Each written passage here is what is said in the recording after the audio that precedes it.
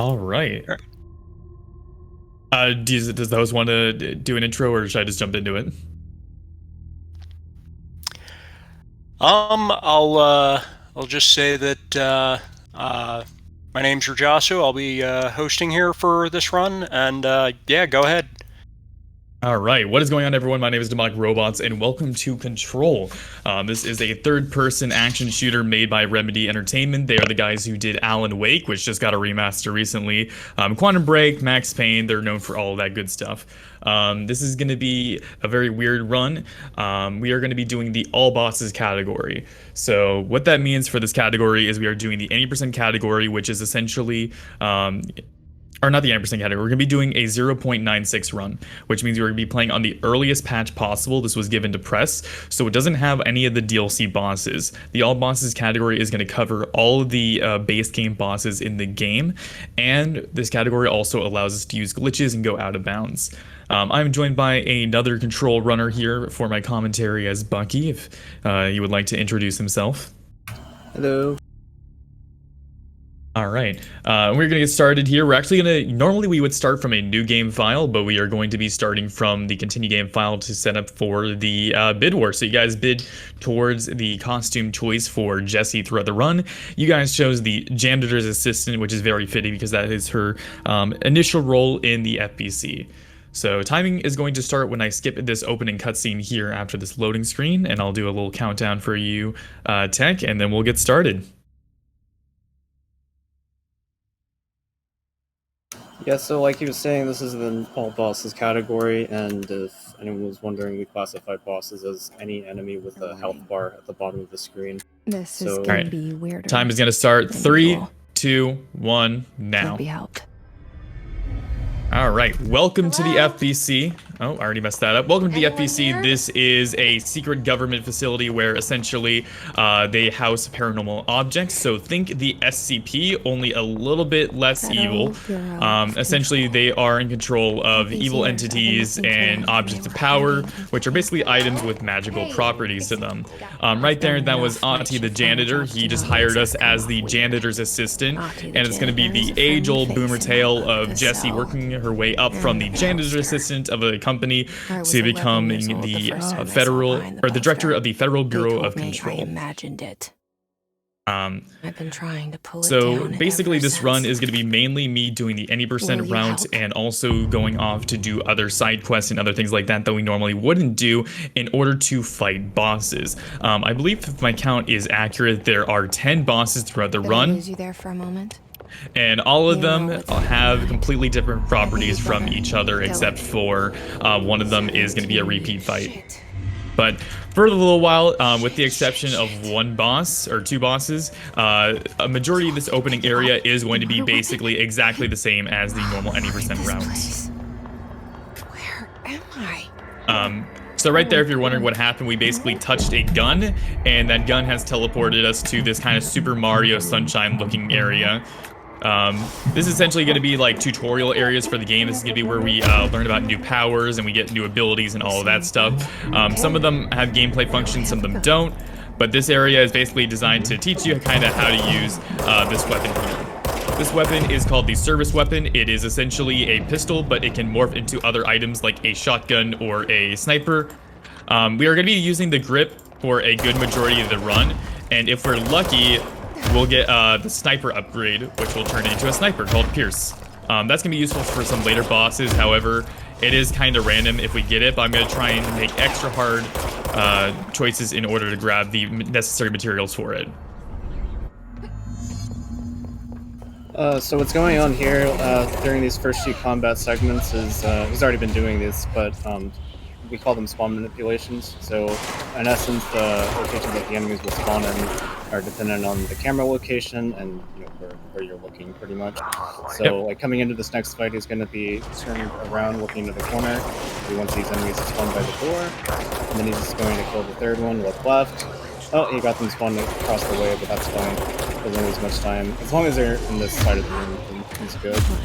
But yeah, those are the spawn manips. I think every fight has a couple spawn manipulations, at least the ones that have random spawns. So let's try and call them out as we get to them. Coming up Yep. here is the first mini boss of the game. This is actually a difficulty spike, but just aim for the head, and you know he goes down pretty quick. Yeah, So, it's worth that was the mentioning that's intro. not considered a boss though in our category. It is considered those named enemies with the special health bars are essentially just like really strong common enemies, whereas the bosses are going to have health bars that are make it very apparent they're a boss. Yeah, yeah, they're like mini bosses, but Yeah. we don't count them for this category. So right now what you're wondering is Jessie has some special powers herself that make her kind of unique. She also has a voice in her head that helps her fight the enemy of this game, which is the Hiss.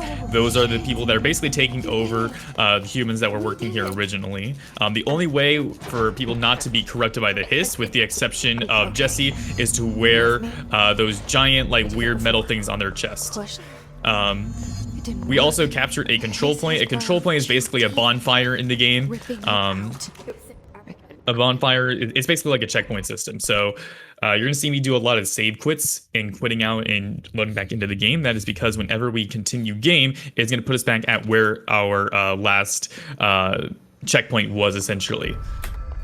So that's very useful, both RTA and IGT, which is how the game is timed. There it is again. Our welcome. And now we are going to continue on with more fights.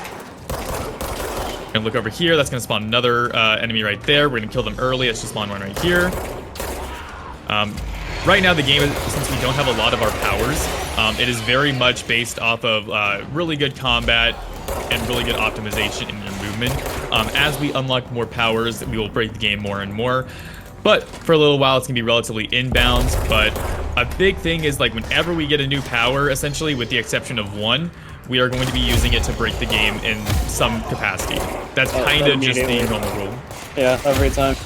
And you're going to see that coming up here as soon as he claims the CP. We're going to get a power that's going to let us skip out of downs, called the launch ability. And we're going to get that from what's called an object of power. Do you want to explain what objects of powers are?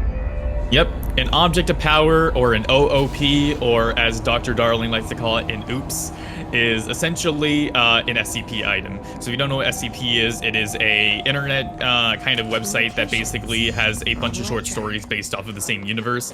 And essentially, it's usually an object that has mysterious, unexplainable things to it. So for example, we have a floppy disk with Soviet nuclear launch codes flinging stuff at us. So a Soviet disk with launch codes launching things. And now, because we touched it and bonded with it, we can throw things with our minds. Naturally. Happens every time you touch one of those.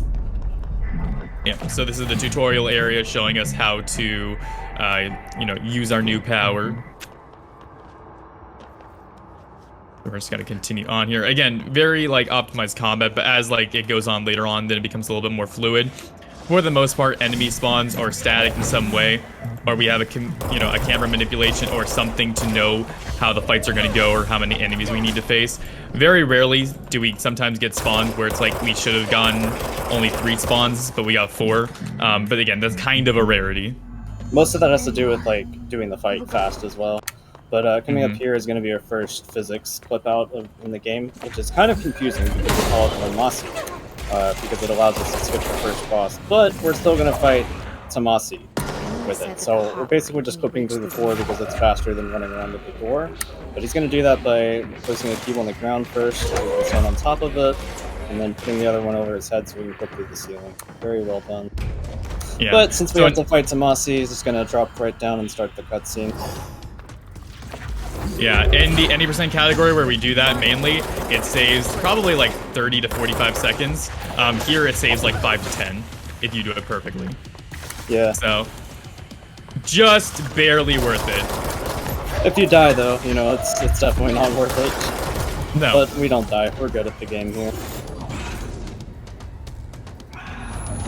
There we go. That was actually a really good fight. So that is the worst boss in the game. Not now, but when we fight him later on, he will be the worst boss in the game, and he has killed more runs than any other boss. I mean, you say that's the worst boss in the game, but we have Golden Copy. That is true. I think that's by far my least favorite. All Alright, so some more weird stuff. We're gonna press that light switch 3 times, and now we teleported to the Ocean View Motel. This is essentially a area that we are gonna be continuing to go through multiple times in the run, or we're also gonna be skipping most of it. But essentially, these are areas that kind of are like mini puzzles. So you have to figure out what's going with the doors and the bells and what to do in order to unlock the rooms that you need to get keys from. I believe in the lore, this is explained as like traversing this is sort of a security measure, like a door lock. So only the people with right clearance can actually get through the motel. Otherwise, you get lost forever, which isn't fun. But here we're getting the hotline, which is an object of power that we don't get any abilities from. Well, kind of an ability. No gameplay abilities. Yeah, no gameplay abilities, but it's so we can talk to extra dimensional beings, I believe it says. So, and dead people as well. Yeah, and dead people. Yeah, the game explains it. So Director Trench, a big part of the lore is the service weapon. If you are not the worthy director of the FBC, it'll actually just kill you. So that's kind of what happened to the old director, Director Trench, is we found him with the gun and a bullet in his head. And because of that bullet in his head, we're actually able to communicate with him through the hotline. So as you're playing this game casually, you're getting explained a lot of the lore and a lot of the stuff about the FBC before it got invaded by the Hiss by him as you're going on through. This is also where most of our, or a lot of our directions come from, like where we're told to go next, it comes from the hotline. Yeah. So he's gonna quit out after finishing that segment and fast travel back to Central Executive so we can talk to Emily again. Jesse, did you and get are you doing slidey? How is it out there? No, I'm not. Oh, okay. Wasn't sure if he's gonna do a funny marathon trick, but we're gonna skip that. But here we're gonna get our first set of ability upgrades. We're gonna level up launch and get some energy, right? Yep. Yeah, we're gonna need that energy for a skip coming up. Another small micro optimization here is what we call fade out skip, where you open the menu up twice and you can skip a short 4-second cutscene of the game fading to black. Yeah, it's kind of a weird thing with menus, and it's actually not a good thing for the most part because it's very easy to accidentally have the game eat an input. But that one is actually a good example of the kind of weird menuing that this game has that we can actually take advantage of. Reach the override. Maybe it was you who got for sure. All right. this house with the lock. Coming up here, we actually have a control point that, for whatever reason, whenever you're running the developer intended route, you cannot progress past this point unless you wait a long time. But waiting is slow, so we're gonna use props to clip out of bounds and skip right past it. I'm gonna take this barrel, just gonna put it in the corner. And it works. Yeah, it worked. Nope, that's fine. I can fix Mr. that. Barrel. So basically, this is going to be the main way that we clip out of objects. Essentially, we're doing it. I don't know. We're doing it the same way pretty much every time. Basically, we're just getting Jesse stuck in an object. However, the objects all have varying properties that make them better or worse than other ones. Yeah, it's a very weird thing. It's not random as much as just weird. You have to get a feel for each clip out. But he did a nice job there. That's one that you can mess up like 3 or 4 times and it still saves time when we're waiting for the control point to unlock. I don't know why the game's broken like this, but yeah. Yep. Once again, he's gonna take a prop here and clip out to skip this fight. And we're told that the forklift is the easiest to clip out with, but...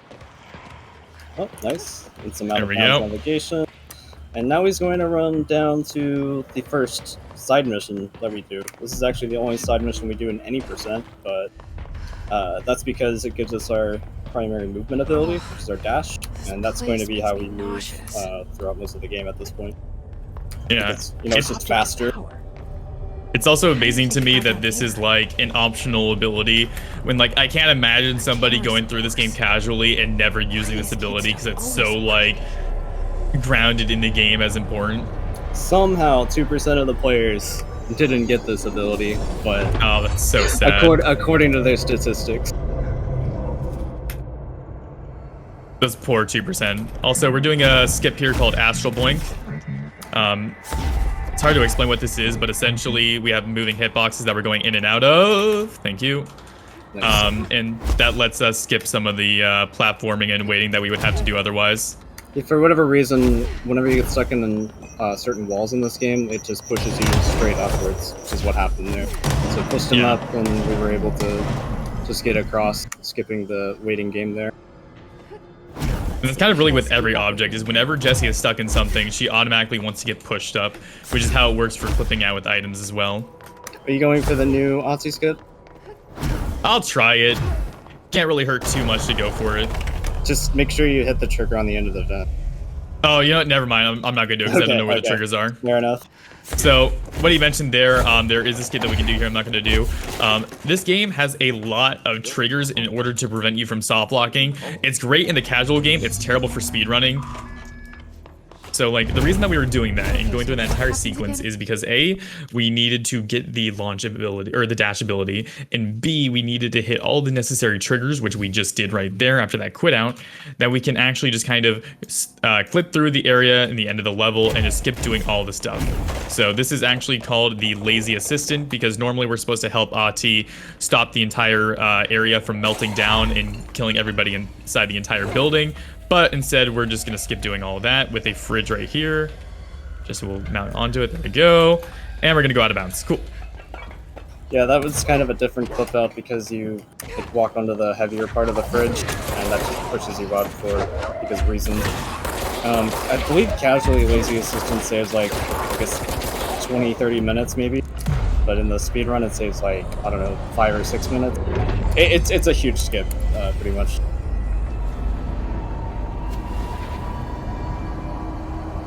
And there we go. So the main reason we were doing this is we were taking out the internal lockdowns, which could only be done by the director of the FBC. So essentially now we can travel to other sections of the game. This game is kind of built like a Metroidvania. It's designed for you to backtrack and go back and explore new areas when you have new abilities and stuff like that. And the way that it separates the levels is by sections. So we have the executive, we have the maintenance sector, we have the research sector, we have the containment sector. We have a few more, but we're not going to be going to those ones because they're DLC, and those do not exist in this patch. First of those sectors we're going to right now, though, is research. But first, we're going to level up our launch ability all the way, right? Yep. Okay. Just making sure you still do that. And we're going to do that because we want to max out, keep our launch maxed out, so enemies are consistently 1 or 2 hits with launch. Just combat optimization, pretty much.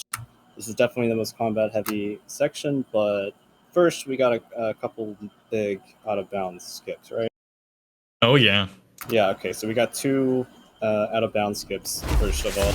I believe one is called 2-fight skip.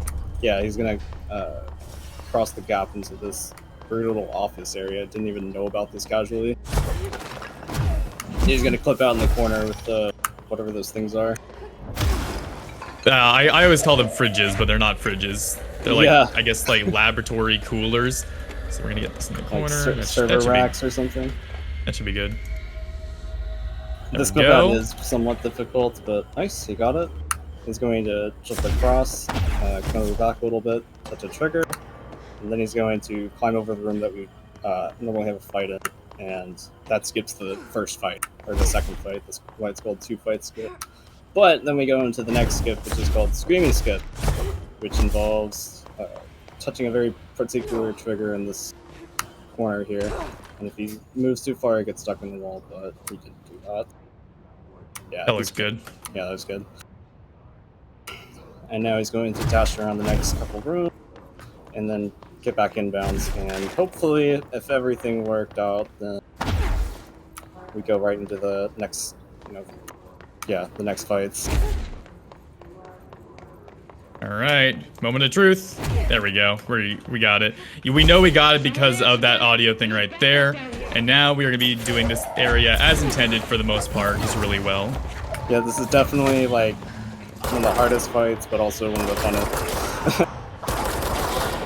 And you're going to actually see what makes fights faster. So in this game, it comes down to mostly making use of your resources between your energy pool and your ammo pool, and hitting as many enemies as you can with each launch. You can actually pull objects through enemies, and get 2 hits on them with one. You can also hit multiple enemies with 1 object. So it's very nice how the combat is optimized in ways that make sense. Pull through to hit those guys, hit those guys. You guys drop anything good? You guys did. So in this area, I'm actually kind of being a little slow here. The reason for that is that in different sections of the game, you get different materials. The materials are used to craft mods, and they're used to craft weapons. Yeah, he's looking for astral blips and intrusive patterns, and he's been getting a lot of those right now. Yeah. He needs those for Pierce, which are going to save a lot of time later on. You're going to go to... It not only saves time, right? way easier. Yeah, for sure. But first, it's time for Golden Copy. Yeah, this is the worst boss in the game because it's a tutorial boss, and no one likes tutorial bosses. Essentially, the gimmick is we're not going to be able to damage enemies. We're going to be using a power called Seize. A Seize basically lets us take over enemies' minds and have them fight for us. Completely useless. Oh, I didn't get any from these guys. Completely useless for the speed run, but because it is a boss, it is required to get. Yeah, it's a boss as per our definition of big health bar at the bottom of the screen. Yeah, there is kind of a decent manipulation, but it's not very good. So, like, we can't shoot him, but we can fight these guys. We're going to let him get a little closer, and what we're going to do is we're going to damage him a little bit. Oh, whoops, messed that up. And then we're just going to take over their mine. Yep, and that's the Seize ability. It makes them fight for us. We will never use it ever again after this is done. Yeah, and his movement's random, the enemy's accuracy is random, our teammate's accuracy is random. Wow, he actually killed the first guy. He hasn't done that in a while. It's Oh my god, he's doing so well. You can lose like literally a minute here. Yeah. And there's nothing that you can do. It's unfortunate when you watch one of them just stand up right Killed next two to of them. To the boss, and your teammate just misses, like point blank. I think Golden Copy knows that we're in a marathon, so he's trying to be the most annoying as he possibly can. Oh, there we go. We're getting some action. Oh my god, look how many he's killing. I've never seen him do that. Yeah, that's insane. Oh my god, please! Come on. Come on, you got him.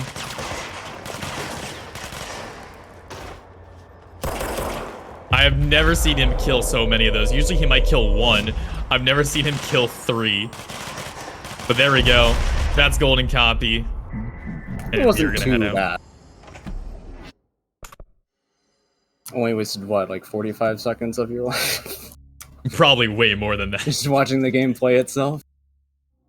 Yeah, we're also going to get this right here. I'm going to get energy too. Thankfully, with the route, it's actually really nice because for the most part, we get pretty much every upgrade that we need, like, very early on because of how many points that we get. Yeah, doing all the additional side missions helps. Also, these are basically floating enemies that explode when they get near you. What do you call them? Aren't they called? They're not called clusters in game, are they? I can't remember their name. I think they're Clusters are the distorted healing or word. something. Yeah, they're distorted. Yeah, their hits distorted. Also, fun fact: this elevator does not go up. Trench said his team knows all the Bureau's secrets. It's just a, you know, sideways diagonal elevator. Totally normal. Yeah, that happens, right?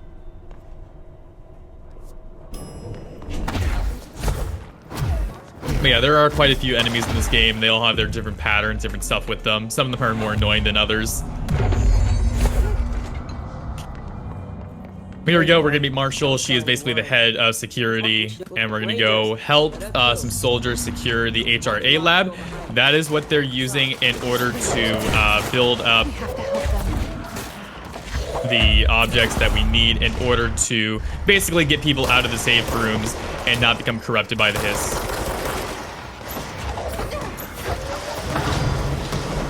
Also, we're gonna do another kind of camera manipulation. I want to kill all the enemies when I'm facing like in front of me. The reason for that is that it'll spawn in these next enemies really close here, and that's really good because they'll both die from trying to kill our NPC buddies, but they'll also be kind of clustered together right where we need them.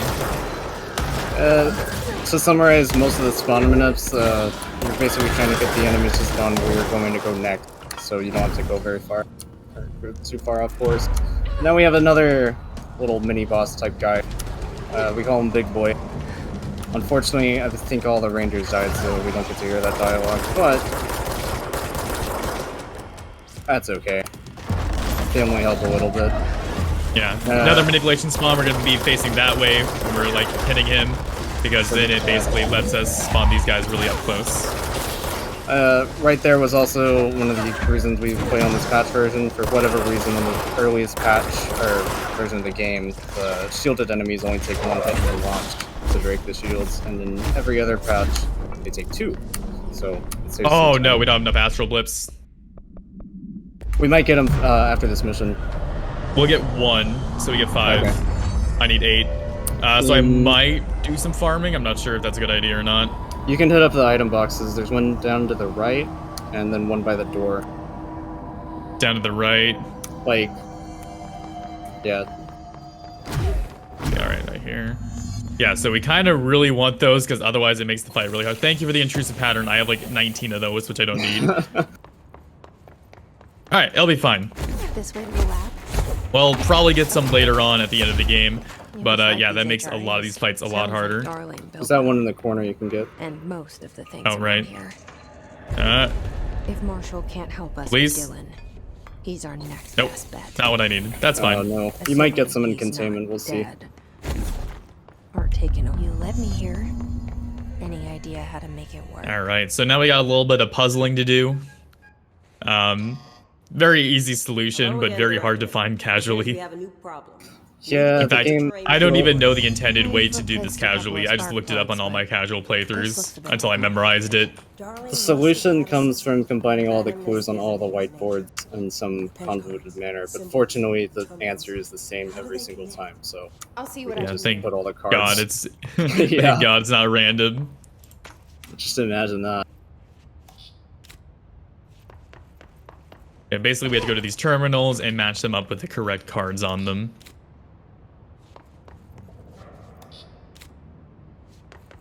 We got this one right here. There we go. the prism shattered. What?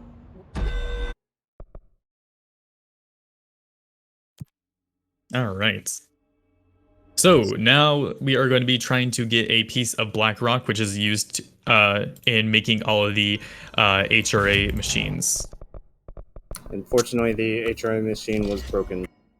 No more black rock, so we have to go find Yeah, more. or at least the machine itself wasn't broken, but it broke the black rock that it was making everything else out of. So now we need to get another piece. Right. Also going to come to my favorite part, Boxy McFloaty. So this is Funniest in the game. mhm. One of. In fact, this entire mission is called Threshold, and the reason they call it that isn't any really lore reason. It's because the developers of the game knew that this would be the threshold for whether or not you have a run. Marshall knows. Originally, for the longest time, this had a horrendous skip in it that thankfully we have found a new one for. But this is kind of the area where it's like beginning on that you have some very difficult skips. You keep him safe. Yeah, so the first skip he's going to do is called Boxing the Floaty, and involves, finding one of those boxes and breaking it. And then he's going to try and get it stuck on Jesse's upper torso. For whatever reason, when That's it's not done great. properly, it Yep. pushes her straight up. And, oh, almost. We're trying to go through a hole in the ceiling that will take us where we need to go next. I threw it by accident. With the All right, door. we're gonna do it normally. Oh, So no. Okay. Oh wait, can I grab this one? All right, redemption time. Don't hit me. That's fine. Ooh. All right, and there we go. Okay. Very nice. Yeah, usually Nice those boxes backup. just break, but nice. Yeah, I'm surprised that one wasn't broken. I was just gonna do it intended the normal way. And now because all of those enemies are upset at us, we can dash a few times to the motel. Normally you can't do that, but if you force a combat state on Jesse entering the motel, you can dash. Yeah, and it takes a couple of seconds to remove that combat state. Very interesting, glitch. But he's going to Yeah. do this puzzle really quick, and then he's going to quit out and immediately go to the next skip, which is called Who's a Reach. The reason it's called Who's a Reach is because there's a character named Arish in the game who, between Lazy Assistant and this skip right here, we never see him. Yeah, which is actually really sad because he's like my favorite character in the game. So Reese is a bro. Okay, he's a real one. I enjoy him. So there used to be a really awful clip out that we used to do that we no longer do. This is kind of the new one for it, and involves this barrel again. But we're gonna be doing something a little bit different. So we were here earlier. We're gonna be doing it just a smidgen different now. If I can, please. I want to be careful with this barrel because if I drop it onto the box and I try to pick it up, it'll destroy the box, which is really bad. Here we go. So do you want to explain this? Yeah, so he's essentially navigating out of bounds to where we need to go next, which is like the door after the next fight. But he's going to be doing a really wide dash around the room to our left to get onto the safe room. Now he's just going to take a leap of faith into the void and hope that the room spawns in, and it did. He spawned right into the hallway, and that allows us to go on to the next section, which is a what we call Banshee skip, or Banshee fight. Right? Monster. You showed me the HRA when I first got here. Yeah, that basically skips a huge fight that we had to do and dialogue with Arish. Can you help Yeah, me that find skip is tricky because it's load time dependent, and his loaded just in time, so he's in the hallway. Well, to be fair, I found a way to do it consistent that I can explain to you later on, but Alright, sure. yeah, that fight is actually really different between multiple runners, and we all had different ways of doing it. And in fact, for a while until I found a consistent way, it would literally be different between me streaming and not streaming. Interesting. Everything here is crazy. But yeah, anyway, so we just killed Banshee with a bunch of pull-throughs. Like Unfortunately, how the world we should didn't find any be. black rock in the black rock You processing. heard that too. So now we're on our way to the quarry. We Black grabbed rock the comes Darling's from key card cold. and are on our way. The prisms must be there too. Also gonna grab this to kill that guy so he's out of the way.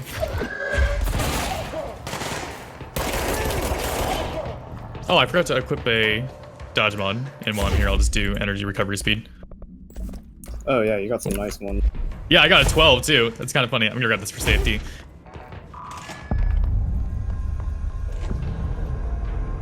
So I do grab some of those control points for safety, but normally I only grab the ones that are required for the route. But sometimes this area can be a little weird, a little awkward.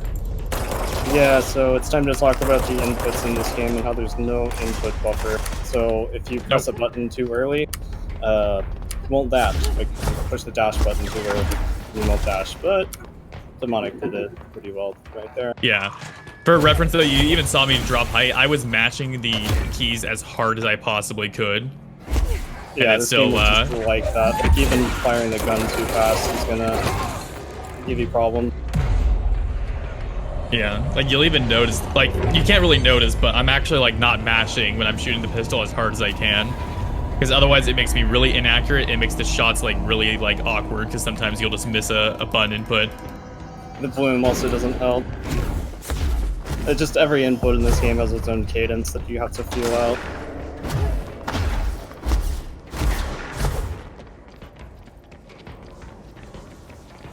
Yeah, now we're heading to the Black Rock Quarry. Pretty cool place, you know. Again, this is all inside a building, by the way. I just want to mention that. Oh yeah. Totally normal. The skyscraper in New York. Yeah, this is also in New York, like the heart of it too. Nope. Oh well. Oh, okay. By the way, those are rockets. Those rockets, for whatever reason, hurt and are homing. So yeah, for some reason, a lot of the common enemies can actually just almost one-shot you. Those rockets are a good example, and their melees are a good example. The melee in this game from all of the enemies almost one-shots you every time. Yeah, that section there is pretty execution heavy, so it's it's easy to mess up. Yeah, and as for healing, we don't have any healing items in the game.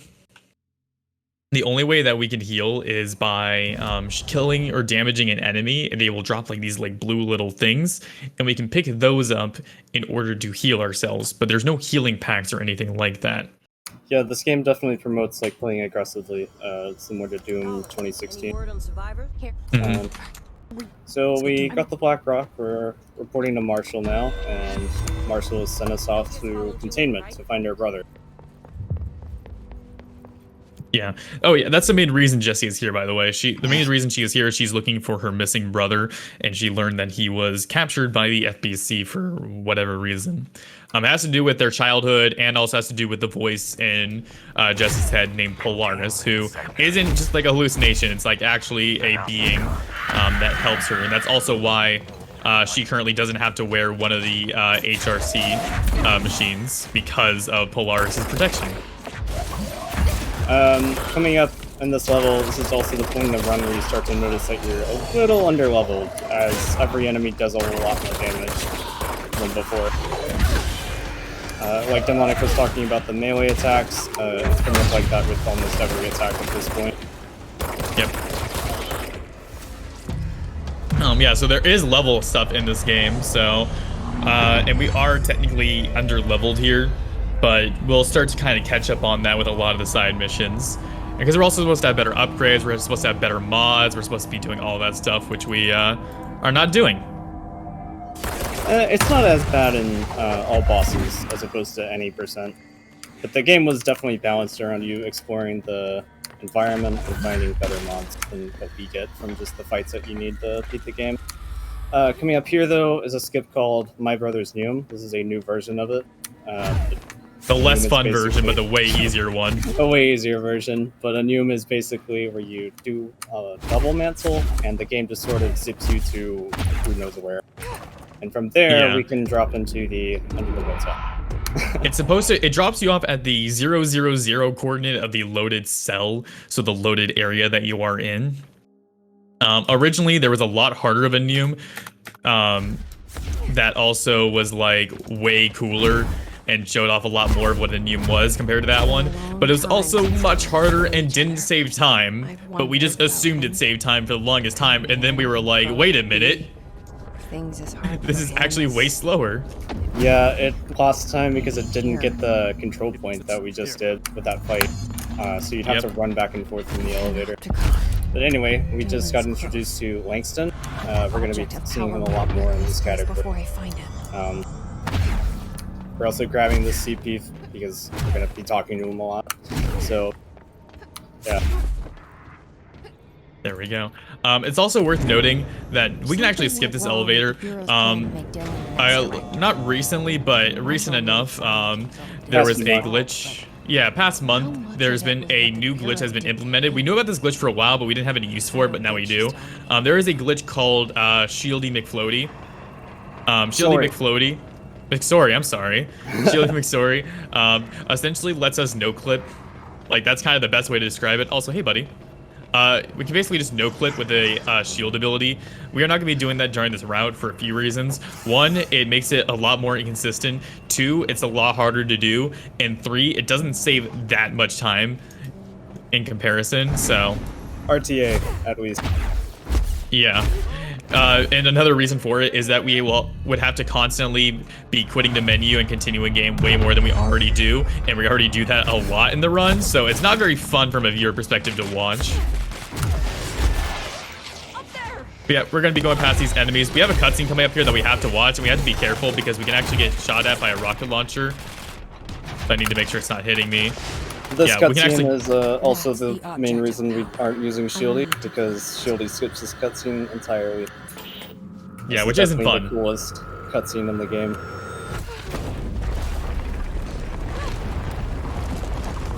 Hey, yeah, just for reference, she touched a TV, and now this is happening. Trailer footage. Also, it's always kind of fun because sometimes a chair will bounce perfectly upright right next to you.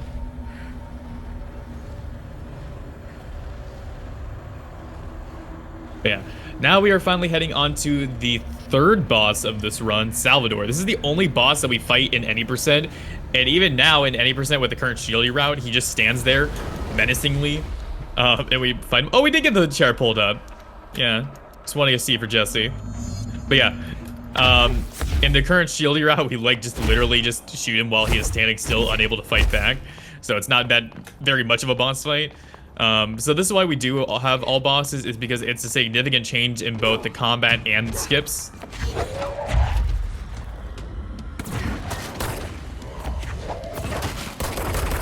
Yeah, so on this patch version, we can get an early hit on Oh, that's not Salvador. good. Uh-oh.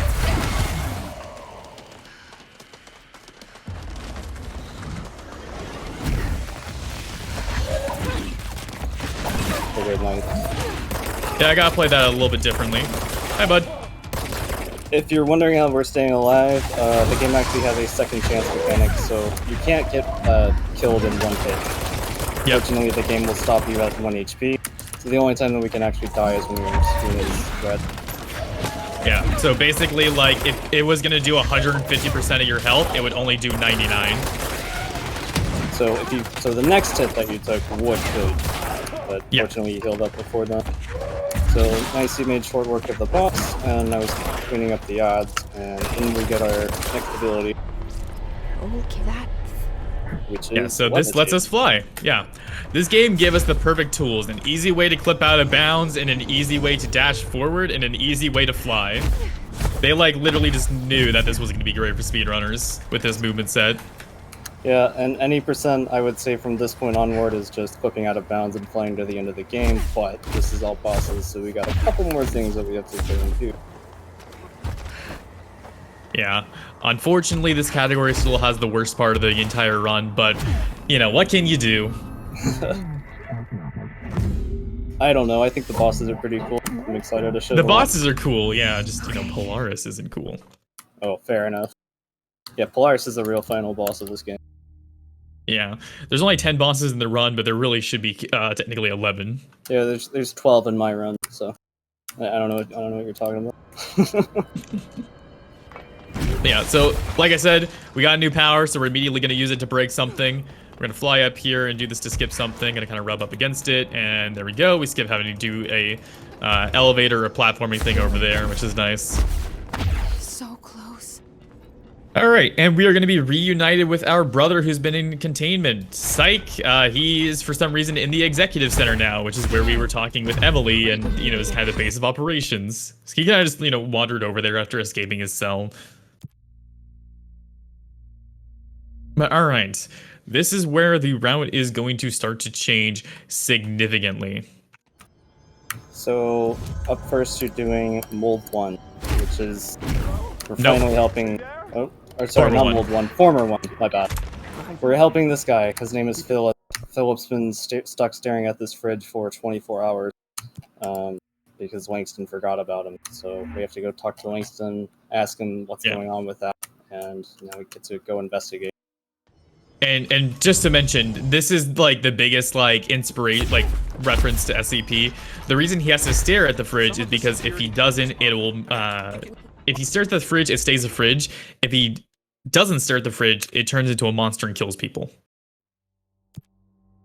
So that's kind of the main thing regarding it. Is very similar to SCP-173, which was the original SCP monster. You know how refrigerators can be trying to kill you.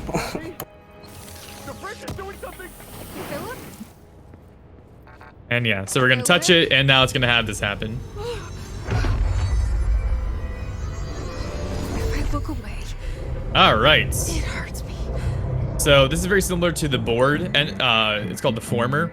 The board is basically like the board of the company. That's like a mysterious entity that's kind of helping us out, but kind of not. But yeah, they're friendly. So basically, we're gonna shoot this giant monster in the eye, throw its own orbs back at it. You can actually two-cycle this fight. It's very rare to do so. You pretty much have to get like the perfect amount of hits on them, which is like almost impossible. Like I've gotten it one time. Yeah, killing that guy in 2 cycles is pretty insane. If you hit him in the center of the eye, it does critical damage. So hitting him with launch objects here makes short work of him. That's That a was pretty good like- fight, though. Yeah, that was like 4 cycles, not bad. But we're not sure what the deal is with him, so we have to help out Langston with a couple more chores. The fridge seems fixed. Yeah. So this is kind of where the side quests come in. Essentially, we need to unlock a side quest later on, and to unlock that side quest, we need to complete another side quest first. So that's where this is going to be coming into play. I'm not sure what order you're going to be doing, like bosses wise. So, are you going to do a matter of time right now, or what's up? We're going to do, after I get the stoplight, we're going to go do Wells and Horowitz. Gotcha. Alright, so yeah, first he's going to start doing the chores from Langston, which is, we're going to be cleansing a couple objects of power that got out of hand, or altered items. Yeah, that's the distinction. We're going to be needing Ground Slam, which is another movement ability, which we get with our Levitate. Yeah, but first we're going to play Red Light, Green Light. So how many of you have seen the Squid Game? Jesse is actually a huge fan of that show. Also, we got another ability called Slam. Now we can expend the rest of our energy in order to propel ourselves forward with a fast slam. This is really useful in a lot of areas. This is one of the examples of that. Oh, no, I moved. Okay, that's fine. Oh, no. That happens sometimes. We were right there, too. That's what happens if you move when it's red, it just teleports you back. Kind of a weird puzzle thing. No! I can't grab it. Alright, that's fine. There we go, though. Very nice. Alright, now we got one item. We need 4 more to do.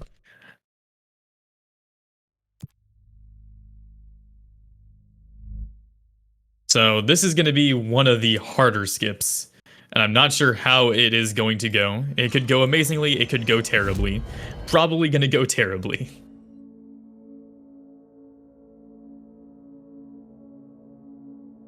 Oh, right. So, do you want to explain this one? I'm not sure which version you're doing here. Okay. Oh, I see now. Yep. So, so we're... This is Horowitz. Horowitz is wounded. We have to go find a medic. Unfortunately, if you do this inbounds, there's a very annoying puzzle which involves setting a bunch of clocks to a certain time. Luckily, we can break the game and skip past that. Yeah, so the Ocean View motels are loaded into the game. So we can, like, just fly over to where they are on the map and just skip doing the puzzles like that. Yeah, just like we did earlier in the last skip, the Neum skip. And we don't have to do the puzzle. It's great. Very nice.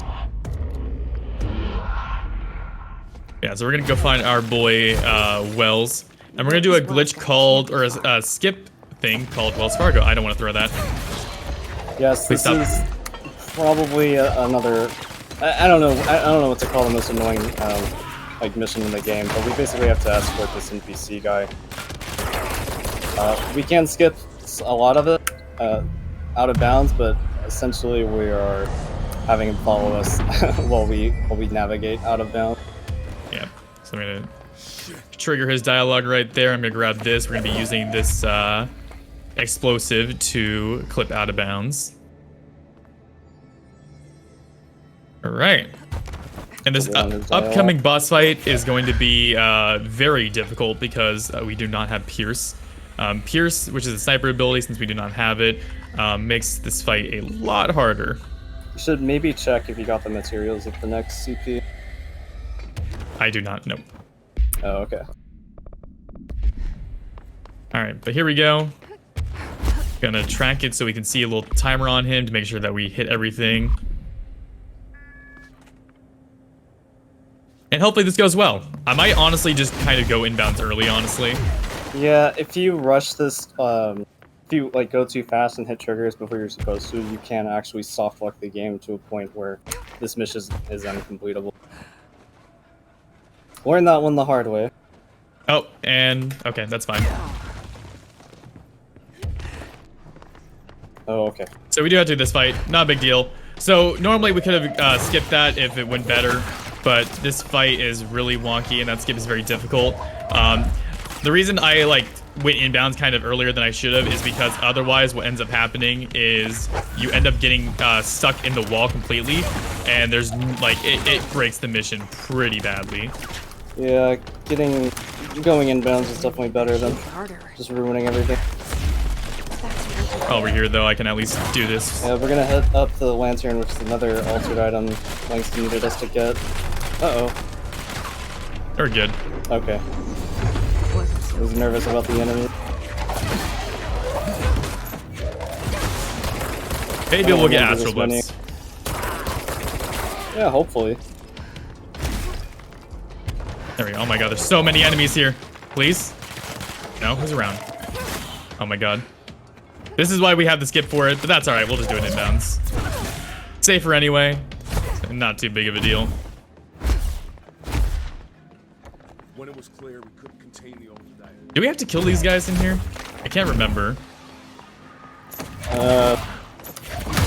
May as well. Yeah.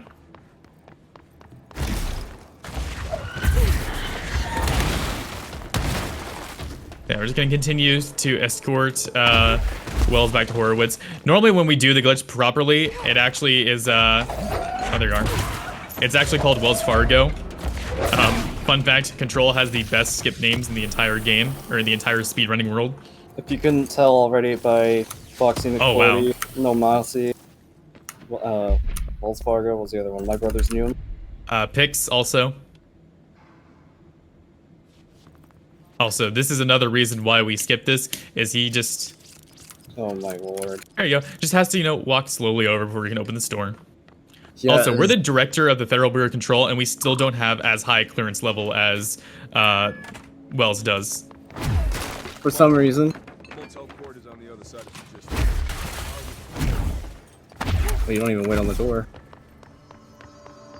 Sometimes he follows, sometimes he doesn't. This is another reason we hate him, is because sometimes he'll follow, sometimes he won't. This is definitely some of the worst, like, companion AI ever. Yeah, I don't know what they were thinking. Now But you get to play. oh yeah, he also likes to walk away from us and face away from us, but we can only hit his thing forward from him. Oh, that's pretty fast. And by Horowitz, or by Wells, I've never had him not follow me like that. That's weird. A lot of weird marathon first here, but that's all right. So this fight's gonna be a lot harder because I only have grip. Normally you want Pierce here. This makes this fight a lot better. Oh, he's not stuck in the corner. That's bad. Yeah, unfortunately, the wounded guy we were getting the medic for earlier has been corrupted by the hiss, so now we have to fight him.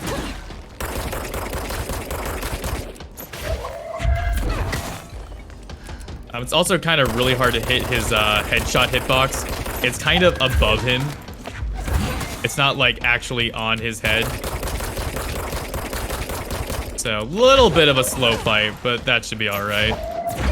Normally if we do this fight right, we actually just kind of get him stuck in a corner and just can't move and we just bully him to death.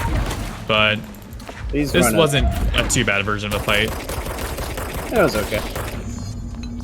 There we go. We talk to Wells and he's gonna break right there, but we completed the mission.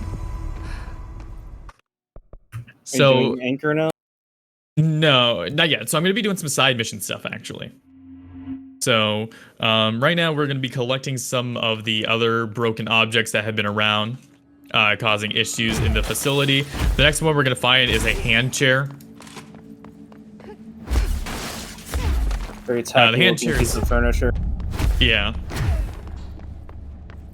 So we're gonna come in here. We're gonna see some mold stuff here. Don't eat that.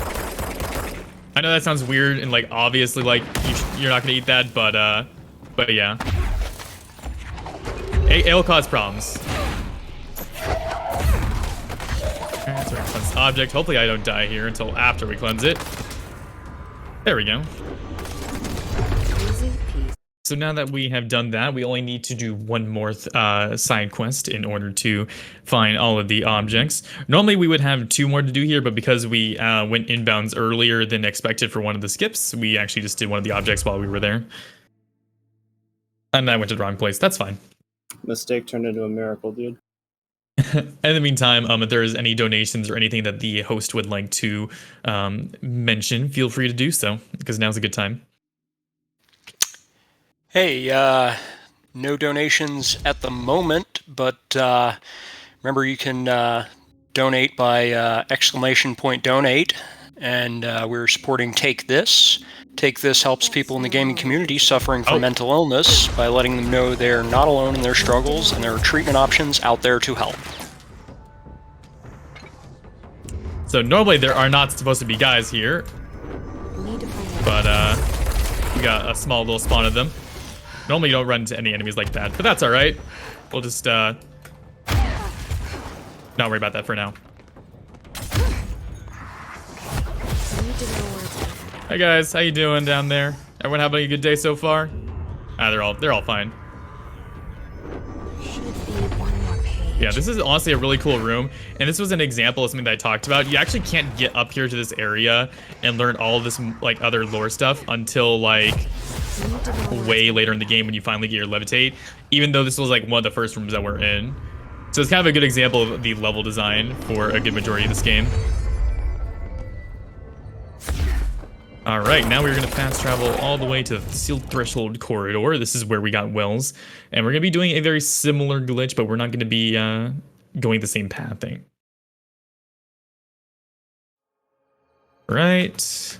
Also, if you see me hopping while I'm holding an object, that is because it is faster to move like that, and I can't throw this one like I normally would to get it to move, because if you throw that, it explodes, and we don't want that. But here we go, my least favorite boss casually. Great. This is where my original casual playthrough ended. So I was like, this boss is dumb and I'm done. I don't blame you. But yeah, this is the anchor. This boss fight sucks. And we don't have Pierce, so we can't do the fast, or the cycle skip, which is fine. Almost Yeah. as bad as Golden Coffee, but at least the game is kind of happening. Like you can kind of control it. Yeah. I think the like worst bosses in this game are the ones that you just can't consistently do damage to and have like Crash Bandicoot levels of like have to wait until its hit point is exposed to do damage like this one. This arena is also terrible to fight on because if you slip even a little bit, you're dead. And there's like no recovery. Which not very fun. And very frustrating because there's no like ledges to catch yourself on. Also, it starts to spawn enemies on this cycle, which this was just cruel to do. Yeah, it also does a ton of damage if you like don't know the timing or what kind of window you have. If we had Pierce here, we'd be able to do something called cycle skip, which lets us do a couple of early hits on the anchor. But it's fine. It doesn't save too much time. Yeah, it just saves having to throw that last item that you just saw me do right here. That was about as good of a fight as it could have been without that. Yep, so I will take it. And done. So now what's coming up? There. Now what's coming up is we are going to kind of get back on track into the main story. Okay, so we're doing Face of the Enemy. Yep. Right, so where we left off was we were trying to find Jesse's brother. We went to his cell, and apparently he wasn't there because the game does this like 2 or 3 times where you're sent to go somewhere and then you're told the princess is in another castle. So it turns out he's actually all the way back in Central Executive. So we're going to go talk to him and see what's going on. And he's going to tell us to go to Prime Candidate Program. We're then going to proceed to skip all of that because it sucks. Yeah, like we said, there's a lot of pathing that we could do where we could just go straight to the end of a level, but because there are triggers, we have to hit those, and because we have to hit those, we have to do different pathing. This is the only mission where it's like, you literally just go straight to the end. Yeah, this is actually one of the oldest skips, right? Like, just in general, skipping this entire... At least a variant of this skip, but yeah. It's one of the first ones found. We call it Face of the Enemy skip, I believe, because they didn't come up with cute names yet. Yeah. So there's gonna be a lot of differences though, in regards to like back then versus now. This route, I'm gonna double check something. This route has changed a lot since then. I can't even do Shatter. That's annoying. Oh, that's unfortunate. But yeah, this has gone through a lot of changes. I mean, a lot of changes. This is the current one right now without Shieldy, but even now this is technically out of date. It's not too different though. Nope. So basically you're gonna come all the way over here. Essentially throughout the entire level we only need to hit 3 triggers, I believe. The first one is actually the trickiest to get, and it's at the bottom of this elevator over here. To hit it, we actually have to land on a ledge and then levitate right off of it. But it's very easy to slip off of the ledge. So, and he got it. Very nice. So that was the first one. I spent 8 hours there one day, just practicing just not falling off of that, and that was the both greatest and worst thing I ever did with this game. Yeah, that one definitely can bite you. I've lost runs myself to that. I think everyone's going to lose runs to every skip in this game. But yep. So yeah, the next one is coming up. It's like right over this light. He just has to cross over that, and then he drops down. Yep.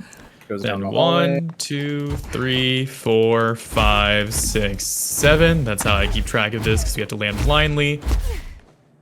Gotta jump from that light over to these green lights over here, which is where the last trigger is, and then from there, you just go right into the and this fight. turns into a cube. We're good. Very nice. I've never missed a trigger there, but it's random when that cube pops in, so it scares me that I missed it every single time. It always takes 5 seconds. It just makes your heart skip a beat. I think the worst part about this skip though is you go right from all that out of bounds into this fight here, and once again these enemies are very, very powerful. Fortunately, we have a lot of energy, like a big energy pool, so we can kind of cancel it out. Alright, very nice. He's playing it safe here, standing up on the top of the dump. Tower of garbage here. Yeah. So a big thing about these flying enemies is that the basically, for the most part, they will dodge your first throw. Sometimes you can hit them with the first throw, but they'll still try to dodge it anyway. And then after they try and dodge it, there's like a period where they can't dodge things. So you have to be careful because you usually need 2 throws to hit a flying enemy. Also, if you hit them right when they spawn in, you can kill them like you did there. But yeah, that is the entirety of the Face of the Enemy mission. So now from here, we go to what? What are we doing now? I believe we are going to be going back to Langston. Oh, okay. And then mold 2? Or no, we're going to do finish first. We're going to do finish first. Okay. Just making sure. Hey, can I chime in with a donation here? You can. Sure, we have $1 from Tempest Mask 1000 saying, "Hi, friends of Speedrun Ragnarok, Tempest here. Happy to witness the event kick off once again for the next several days. I'm just here to wish Demonic good luck, and remember, you have one mission and one mission only. Rescue Dr. Francois Candide." Oh, wait, wrong game. Alright, thank you. Alright, so now we're going to be doing another variance. Oh, that's not going to be great. We're going to do another variance of the skip that we did earlier. This is how we originally did that skip. And I still got it. Awesome. Nice. Normally we would go back over that way to do stuff, but instead we're going to be doing this one instead. Yeah, this is once again a new version of a skip we already had from before. It's just a lot easier and more reliable. But it's nice. We have to do this to set up this quest for the next section. Yeah. We're going to be grabbing the ashtray, CP for the ashtray maze. If anyone here has played this game casually, you'll know what the ashtray maze is. But I'm sorry to say we're going to be skipping it in this run. Yeah, unfortunate news is we're gonna be skipping it. I know speedrunners always skip the best parts of games. I'm sorry, it wasn't my choice. In my opinion, it's fine because anyone who hasn't played this game casually now has a reason to. Yeah, and to be honest, there is a category that does not have all this out-of-bounds shenanigans. So if you're interested in more of a traditional kind of glitchless style run, there is one of those that does go to the ashtray maze. But to be honest, it's actually kind of not that great. That's up to not for a speed run. I think it's not very fun, but that's just me.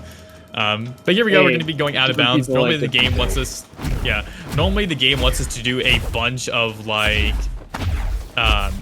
like running around, trying to find Ahti, trying to find different stuff in order to be able to navigate the ashtray maze. Here we're just going to be kind of Going to the skipping end. all of that. Yep, the devs were nice And I enough don't have a to timer. leave this button here. So we can just press this button. Unfortunately, though, we have to wait 90 seconds before we can progress. So we're just going to be dashing all the way across this big old gap here. Yeah, normally I have a timer that like I can keep track over the 90 seconds, but here I'm just gonna have to kind of guesstimate it. There is a way to know at least Yeah, when the timer's over. Yeah, which originally for the longest time we did not have, so it was like you just kind of had to guess at it. For the longest time as well, we didn't realize that it was a 90-second timer. We were trying to like figure out what to do, so we would like dash over, hit that, come back down, send it off again, and do all this other complicated stuff for it to make this work. And then we realized, oh, we just have to wait. Just have to chill out. It's not that big of a ritual. Yeah, it's like the other side quest of just take a break. Definitely. A little bit of boxy action. Oh god, that's actually really higher than I expected. Oh no, I'm just stuck in this. Okay, that's fine. Nice. I have never been stuck in the box this much. Interesting. Alright.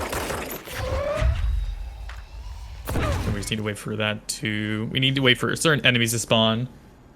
Should be right around at this point. And we want to look for like a red light thing coming up that way.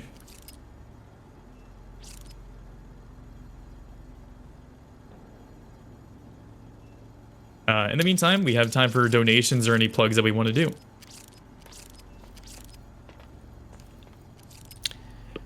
Sure. Yeah, remember that we are benefiting Take This. You can support Take This and get some sweet Speedrun Ragnarok swag by ordering one of our official shirts. ! Merch in chat will give you the links to our listings on Bonfire. Do you see it? Nice. Yeah. So the reason we were needed to wait there is we needed to hit a trigger that was in the middle of the air in order to spawn this cutscene. Turns out Ahti, who was the guy that was helping us out earlier, didn't like that we were lazy assistants, so he just like, all right, if they're gonna hire this person for me, I'm just gonna go on vacation. So he went on vacation, but he left us a gift, a Walkman, which is very nice of him to do so. And now we can quote unquote navigate the ashtray maze. But first, we have a bunch of side objectives to do. Okay, we're doing this before Polaris. Gotcha. Yep. What's up first? We're gonna be heading back to Langston. Okay, so we're going to tell Langston we got all the stuff, right? We Yep. get the second set of errands. But we only need to go touch one of the other altered items, right? Right. Yeah. Yeah. So with this category, the reason we're talking about it is because the runners can do different routes because there's no really set order to do it in. And again, this game is constantly changing. If you're interested in routing and stuff like that for games and speedruns, there is a lot of routing going on right now, especially for the 100% category. Yep. But yeah, it's kind of I'm fun. very used to running 100%, which does I do things in a much different order, so I got no idea what's coming up next. Yeah. There's another runner named Tansu. They're really awesome. They've been doing a good majority of the glitch hunting. They're not the only person to do it. There's a lot of other great people, but they're like the main one that's been consistently doing it. And it's always fun because every time they come back, they always come back and find new stuff. Yeah, Tansu's awesome. Here we go. We have a It's pink got to be flamingo altered. going on with his very trippy sequence.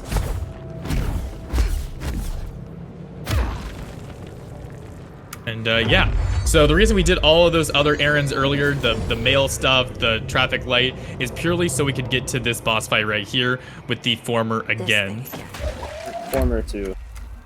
Weird worm guy from earlier, he's back. Got into another altered item.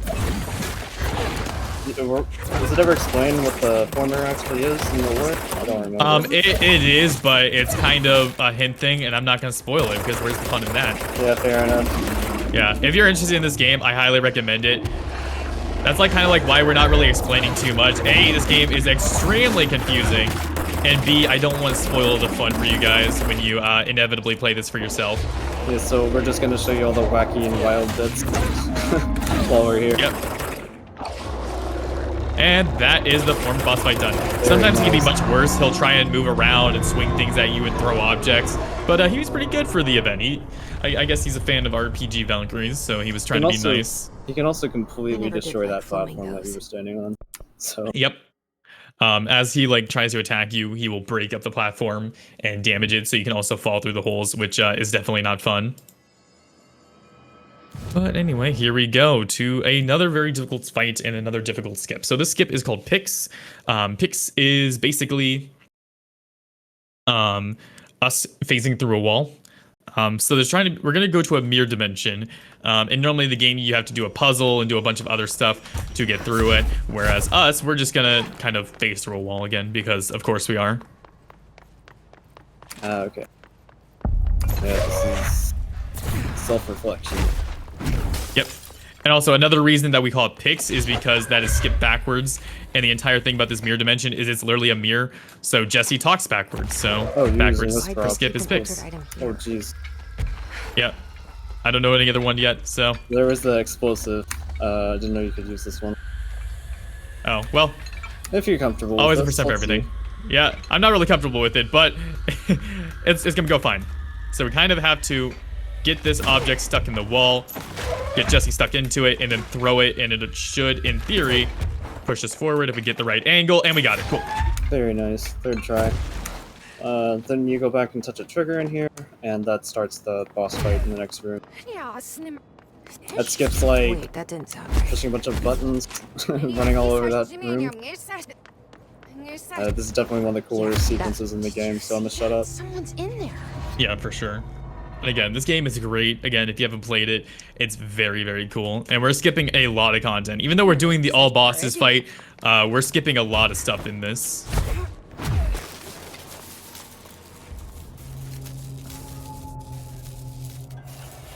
This is also one of the big fights that we don't use Pierce on, even when we do have it.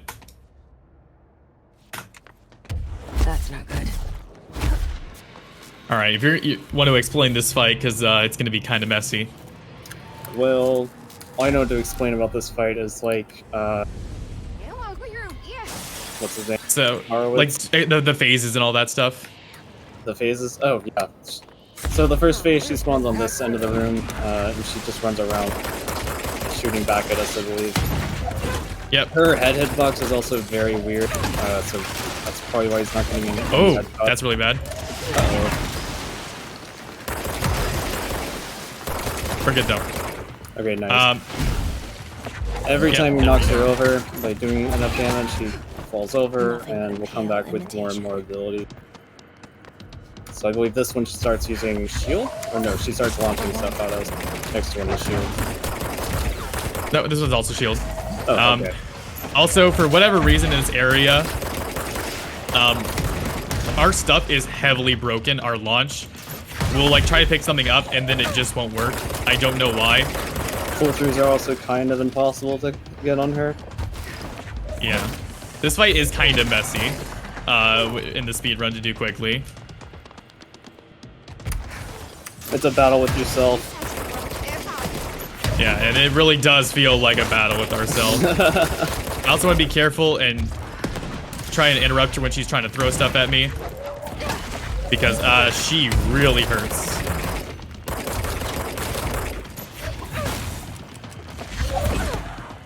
And come on, almost done. And there we go. All right, nice. That was a little scary at the beginning, but we're fine. That's better. So now because of the way we roll all bosses, we have to go back and cleanse the mirror. Yep. Doing with this thing. I'm not exactly sure what the reason for that is, but I think even if we don't cleanse the mirror, I think it's A, to complete the mission, and B, also if we don't do that, then I think we actually get stuck in the mirror dimension. I don't think it teleports us back to the CP there. But there we go. Yeah. It was something to do with, like, you have to cleanse whatever causes the boss fight. It's something to that effect. But, Yeah. So now we're doing mold 1, right? We are not. We do that at the end of the run now. Oh, okay. Are you, so Polaris is up next? Yep. All right, so So everyone's now good we are addition. going to the. Oh man. Ashtray maze. Oh, yep. So now we get to So show off some relatively new tech called CP Slam. I believe you have to quit out before this. are you sure? I have Maybe had to. not. Just go ahead and try it. So basically, we're trying to get the menu to open and get a ground slam off. Sorry, we're trying to open the menu and get a ground slam off, before it ends, and then we fast travel from there, and that unloads the area, but we like stay where we're at and move out of bounds at the same time. So that's just a Yeah. really fast way of getting out of bounds. For reference, And- I needed to do 4 inputs there, like at the same time, perfectly, in very Yeah. specific orders. Yeah, the timing's very tight, but once you practice it, it's not too hard. So from here, we once again just dash to the end of the game. We are skipping the entirety of the Ashtray Maze segment. I'm sorry for anyone who knows what that is, and we're looking forward to seeing it, but... Oh, I died. That's weird. Oh, no. Yeah, alright. Well, we'll try that one more time. Okay. Interesting. Yeah, that area has a lot It didn't of... look bad to you, did it? It looked like you were a little high. Like, I usually just hug that line on the bottom. Okay, that's fine. It might have also it might have also been because I have other stuff with it. Yeah, that area, that part of the map, like out of bounds, just has a lot of death points for reasons we don't understand.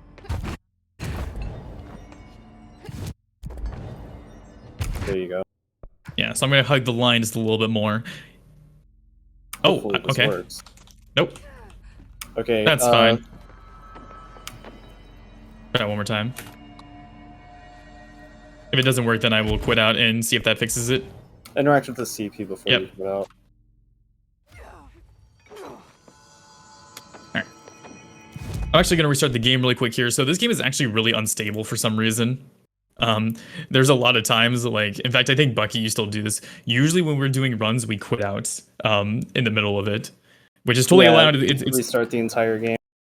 Yeah, because otherwise you consistently crash. In fact, I was on a PB pace for this game.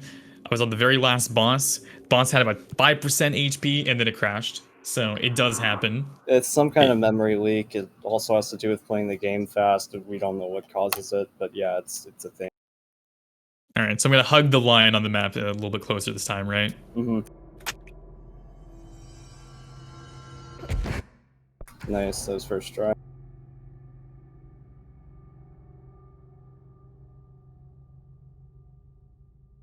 Gonna get, a super long loading screen, no big deal. Of course. There we go. All right, cool. So once again, we're gonna go land around in this corner. I guess I'm just gonna hug that line a little bit more. Yeah, the bottom line.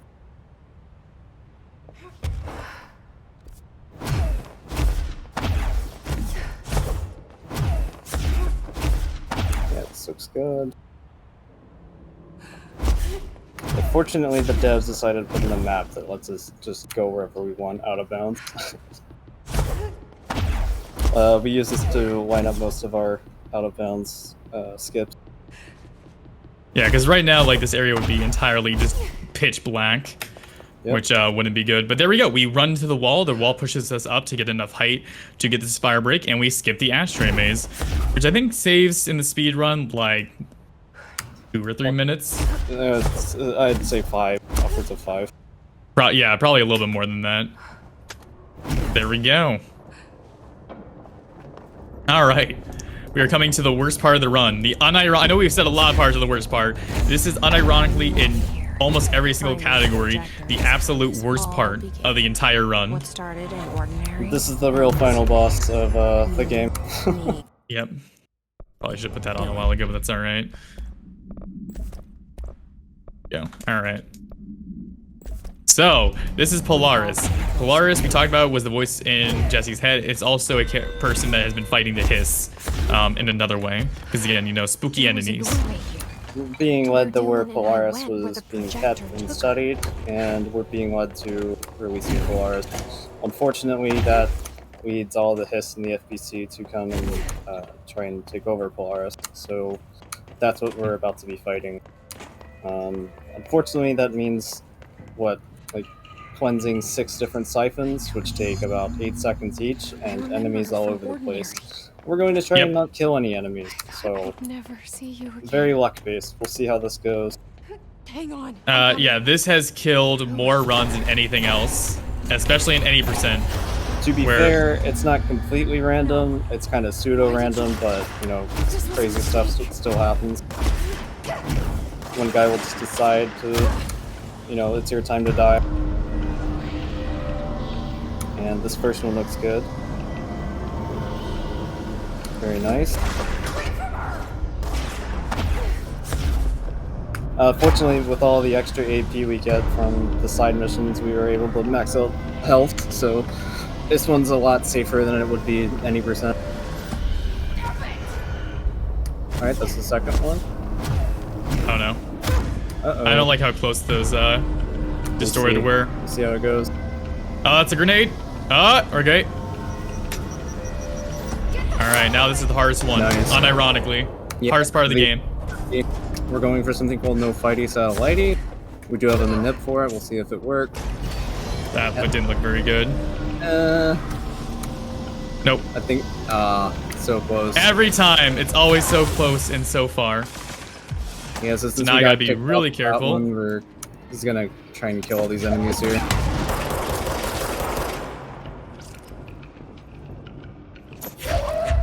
Oh, cool. It just broke my throw like 3 times. Nice. Alright, that's cool.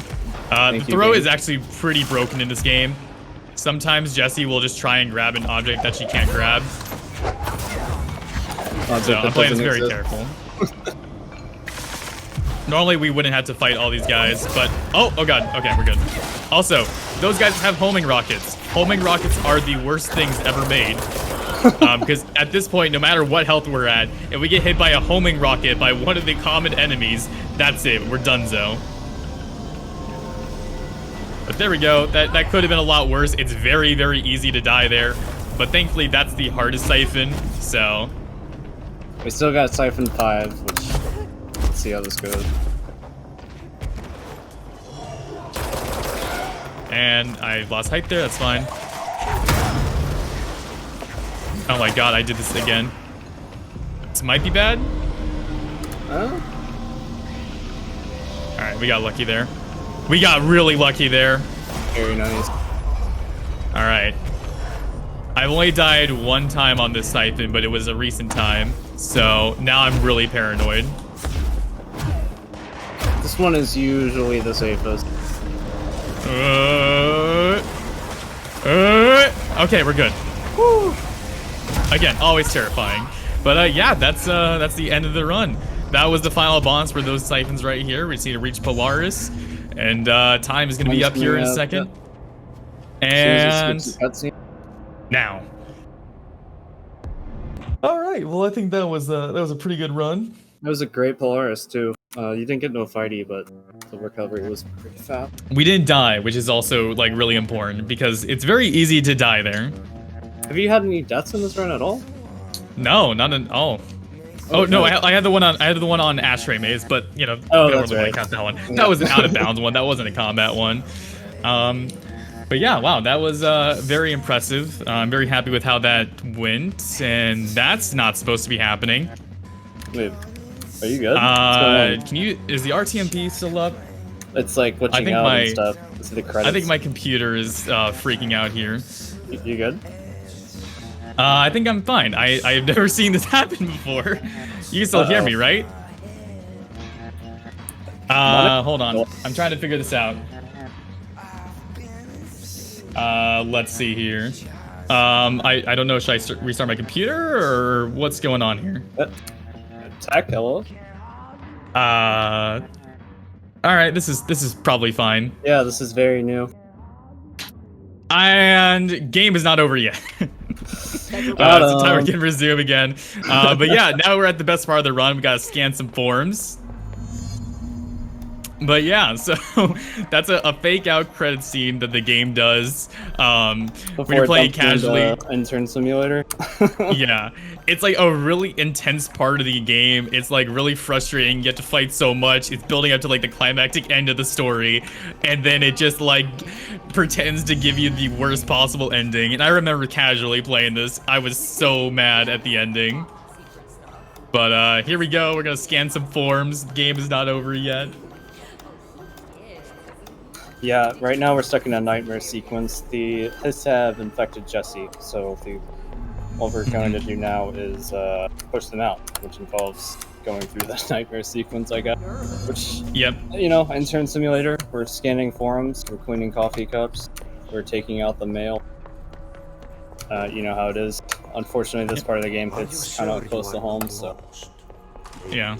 The Hiss is basically trying to show you like your worst fears. And Jesse's worst fear is being stuck at a 9-to-5, cleaning up coffee cups. I mean, there's no shame in it, man. Yep. Also, there's our brother over there. He's not very nice, honestly. It's one of those things where our memory of him is a lot different than who he actually is. What is this? Why won't it end? Wake up, Alright. please. I gotta deliver some more mail. Go home. Gotta wait. There we go. Have to be careful. Don't jump right there. If you try to jump right there, sometimes you'll get soft locked because you'll just get stuck. He's unstable. Oh, yeah, that happened to Wamura, right? Yep. Also, we're gonna try and do the fake Neum, is what it's called. See if I can get it. Cutscene. We got it. Nice. Very so nice. normally once it's spawned over there, instead we spawn right here. The reason is when you're vaulting into a cutscene, it breaks the game a little bit because it tries to put you to where you're supposed to be in the cutscene. We haven't found any use for it. That's the only like quote unquote use for it, but even then it doesn't save any time. So It's a swag strat because you have to wait for the mail tube to come in, but it's still cool to show off. yeah, I'm sure we can probably find something for it eventually to be useful, but yeah, all the other ones that we have attempted basically just kill you. Also, unfortunately, the game forces us to lose our janitor's assistant outfit now that we have been promoted. So again, it's the age-old classic tale. Worked our way up from, you know, the janitor's assistant to all the way to the director of the Federal Bureau of Control. You know, it's a great story. It is a great story. Yep. Back to the Ocean View Motel. It's looking a little bit different, but that's all right. I can't. Here is normally where I would show off a cutscene that's really enjoyable, but I want to make sure that we are not going to be going over estimate. So we're going to skip for now. If the marathon's okay with it, then we can show it off after, however. Yeah, coming up Here we go. is another very big skip. I mean, any percent, this is the last big skip in the run. We call it Dylan skip. After it gets through this room, right? Yep. So we're gonna get through here. Keep in mind though, even though this is supposed to be like kind of the climactic end of the game, this is not gonna be the end for us. We actually still have some bosses to fight after. Yeah. So with all bosses, we actually have some post-game stuff that we have to do. Because again, this game is a Metroidvania, so it lets you go back and kind of complete and finish everything that you didn't do. So we actually have some bosses that we still have to fight. Including a very familiar face. Alright, so two things are going on here. First of all, the final sequence here has us doing 3 different fights on 3 different islands, but we can dash across the chasm here and get the 3rd island to rise up, and so we can land on it. So And just gotta be a little careful here. yeah, once we get this, we can then just dash to Dylan at the very end, because there's a hole in the collision here that the devs didn't. That I hopefully hit. It's gonna be embarrassing if I miss it. I have missed this before a lot, so it's a possibility. You know, it happens. Alright, we got it. We are good. Thank goodness. There we go. I say, how are you gonna miss it with all that energy? Right. But And now we're gonna climb up to Dylan, and basically we're gonna cleanse the hiss from him. Normally this is where the game ends, but we still have some bosses to kill. so now we're leveling up from civilian class to director's attire. Yeah, the director's suit, which is great.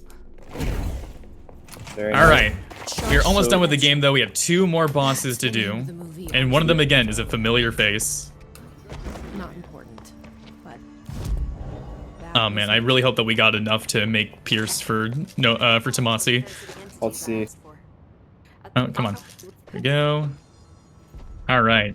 So that mission gave it away. We're gonna go fight Tomasi again. Tomasi was the very first boss that we fought at the very beginning of the run. About what, like 7 minutes in? Yeah, about an hour ago. You know.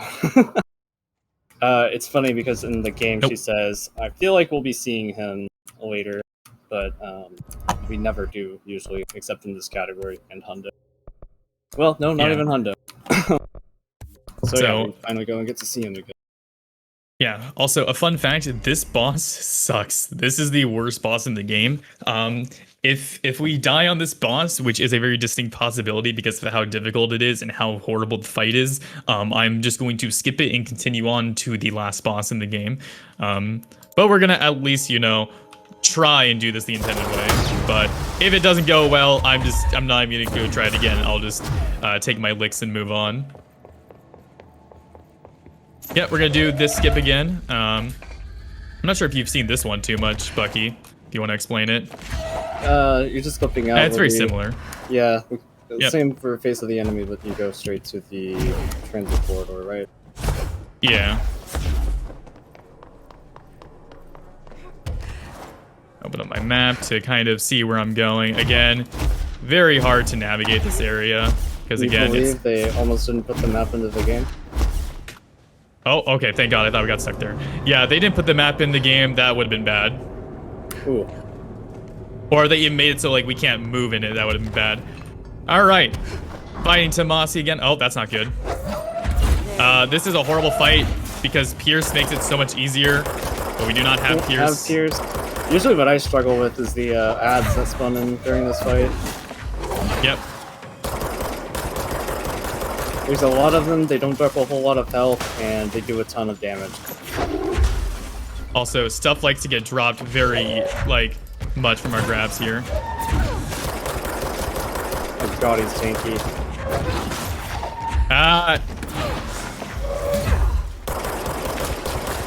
Fine.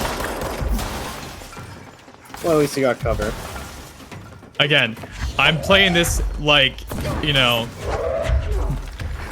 like a grandma driving in the highway. I'm playing this very safe because this fight, again, is horrible. All right, now we got the ad spawning it. Fun fact, there's an invisible enemy here around that we have to be careful about as well. They're the reason we're not on the floor. Unless the Banshee can follow you up here. Yeah, I can hear it. It's like somewhere around here. It's invisible. Okay. What are old jump scare enemy? Yep. Where'd your boy go? Okay, there he is. Down there. It's like somewhere around here. I'm trying to hit it, so it like will not hit me.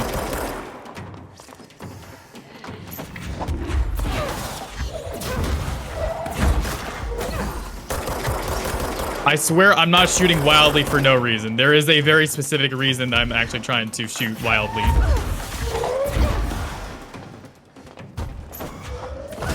There we go. We got some more enemies spawning in, which is okay.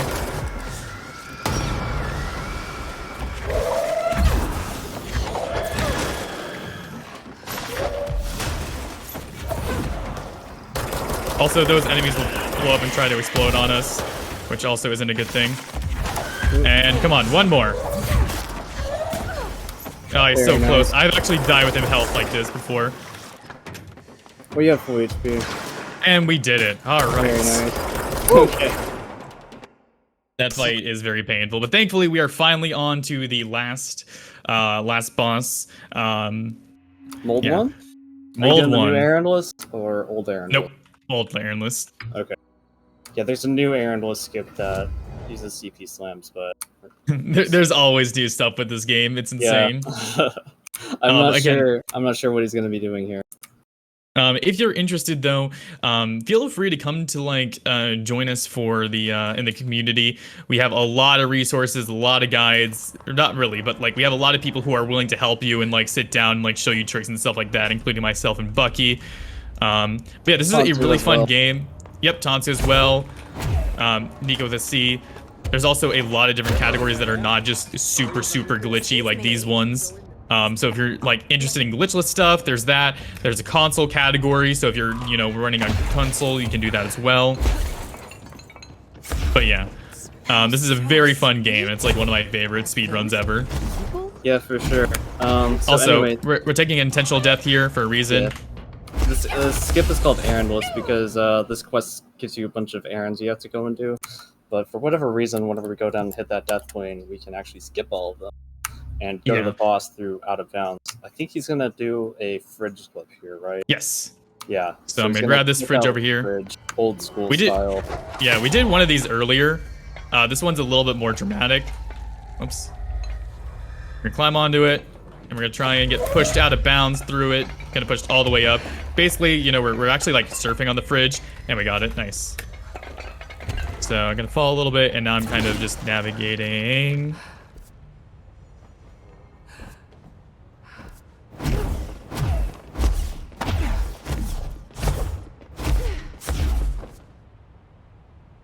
I think I'm good. Yeah, I know where I am. Okay. Very nice. Good luck with this fight, by the way. Thank you. Hopefully it doesn't crash. I've had fights crash here before, and oh crap, which one is it? I think it's lower, right? But this one? I can't see. It's like 5 seconds behind. We're good. We're good. Okay. All right, we're fine. Yeah, this boss there we is go. very All right. difficult casually and in the speedrun. Very easy to die. Is that the source? Yeah, it's also very easy to crash here because there's a lot of particles and effects. Time is gonna end when this boss dies, though, so make sure to be ready for that. Nope. You do have that headshot boost.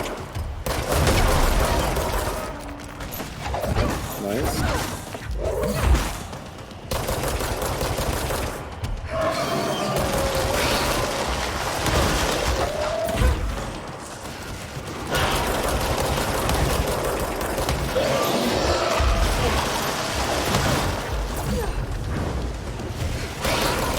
And time. Nice work, dude. All right. Thank you guys so much for watching. I know we had a couple of issues there. I know we had the fake out ending. Now it is legitimately over. But I just want to say thank you so much, RPG Valkyries, for having us on for Speedrun Ragnarok. Yeah, that was all bosses. If you want to check out more Control content, I do Control, I do horror games, I do Psychonauts 2. You can follow me at twitch.tv/DemonicRobots. And I'll also let my commentator plug himself as well. Yeah, if you want to catch me on Twitch, I haven't been streaming lately, but I do stream this game sometimes. It's twitch.tv/Bucky21659. Very weird numbers, but you can find me on the speedrun.com boards. So yeah, that's it. Yep. Thank you guys so much for having us on, and I'll pass it over back to the host. Yeah. And that's going to be it for me as well. GG, thanks for the run, and thanks everybody for watching.